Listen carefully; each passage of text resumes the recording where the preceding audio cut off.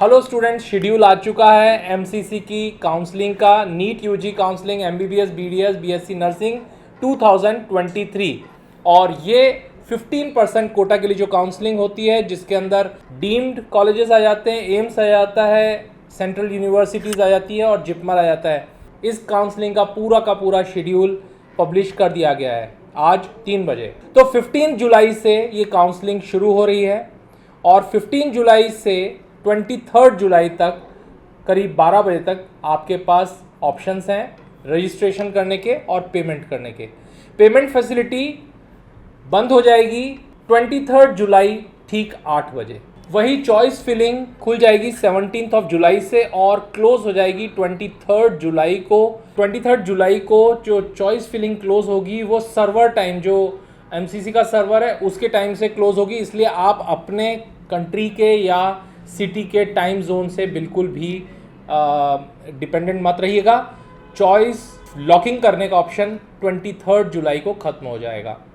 इसके बाद 24 और 25 को सीट अलॉटमेंट की प्रोसेसिंग होगी और आपको रिजल्ट मिल जाएगा 26 जुलाई को, जहां पर आपको पता चल जाएगा कि आपको कौन सा कॉलेज मिला है। इसके बाद 27 जुलाई से 1 अगस्त तक आप कॉलेज में रिपोर्टिंग कर सकते हैं और कॉलेज ज्वाइन कर सकते हैं, अपनी फीस सबमिट कर सकते हैं। और उसके बाद जितने स्टूडेंट्स ने कॉलेज ले लिया है, फीस सबमिट कर दी है, उसके हिसाब से फाइनल लिस्ट पब्लिश हो जाएगी और verification of the joint students शुरू हो जाएगा 2 से लेकर 5 अगस्त तक। इसमें आपको करीब 4 दिन का वक्त दिया गया है। तो एक बार फिर रिपीट कर रहा हूँ, 1 दिन का टाइम 15 जुलाई दिया गया है।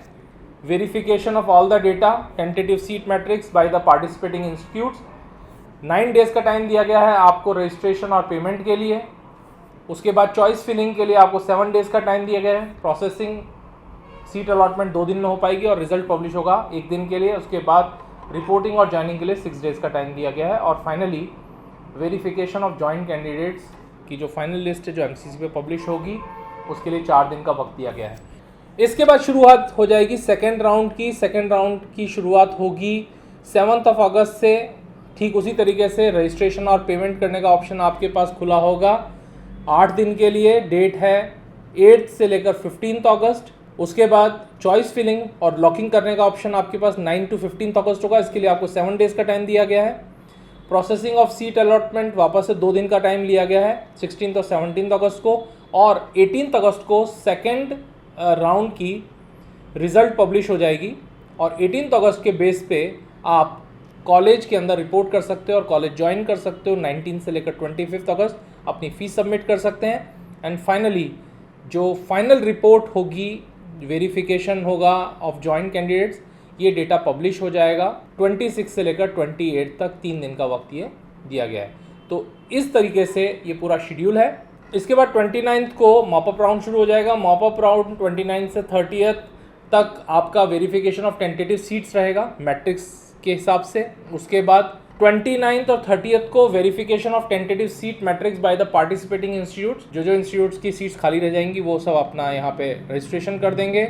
इसके बाद रजिस्ट्रेशन ऑफ पेमेंट के लिए आपको 4 दिन का वक्त दिया जाएगा, 31 अगस्त से लेकर 3 सितंबर। चॉइस फिलिंग के लिए डेट है 31 से लेकर 3 सितंबर। और 5 को ये लिस्ट प्रोसेस होने के बाद 6 सितंबर को आपको मॉपअप राउंड का रिजल्ट मिल जाएगा। रिपोर्टिंग होगी 7 सितंबर टू 12 सितंबर को। और फाइनली आपको इस राउंड की भी पूरी verification of joint candidates, data of institutes, ये 13 से लेकर 15 सितंबर तक पब्लिश हो जाएगा। लास्ट में stray mop up round for all India quota, ये जो है ये 16 और 17 अगस्त को अगेन इंस्टीट्यूट्स अपना रजिस्ट्रेशन कर सकेंगे, वेरिफिकेशन कर पाएंगे। कैंडिडेट्स रजिस्टर कर पाएंगे 18 से लेकर 20 सितंबर तक। चॉइस फिलिंग और लॉकिंग रहेगी 18 से 20 सितंबर तक।